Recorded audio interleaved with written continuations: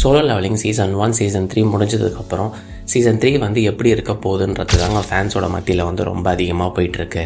ஒருவேளை பட்ஜெட்டை கட் பண்ணுறானோ இல்லை வந்து அனிமேஷன் குவாலிட்டி வேறு மாதிரி இருக்குமோ அது போல் நீங்கள் நினச்சிங்கன்னா இப்போ வந்து ரீசெண்டாக தாங்க வந்து நெட் மார்பிள்ன்ற ஒரு கம்பெனி வந்து சீசன் 3க்காகவே $1.5 மில்லியன் வந்து இன்வெஸ்ட் பண்ணியிருக்காங்க.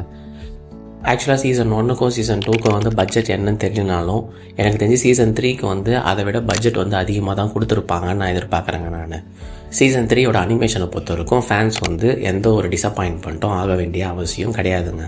ஆனால் இன்னும் வந்து ரிலீஸ் டேட்டை வந்து அவங்க வந்து கன்ஃபார்ம் பண்ணலைங்க. என்ன ஒன்று ஒரு நல்ல குவாலிட்டியான அனிமேஷன் இருக்கணும்னு நினச்சிங்கன்னா எனக்கு தெரிஞ்சு 2026 எண்டுலேயும் அப்படியும் இல்லைனா 2027 இயர்லியிலே தாங்க ரிலீஸ் ஆகிறதுக்கு வந்து சோலோ லெவலிங் சீசன் 3க்கு வந்து சான்ஸ் இருக்குது. நீங்கள் எனக்கு தெரிஞ்சு 2026 இயர்லியே வந்ததுன்னா எனக்கு தெரிஞ்சு அந்த அளவுக்கு வந்து அனிமேஷன் இருக்குமான்றது எனக்கு தெரிலங்க.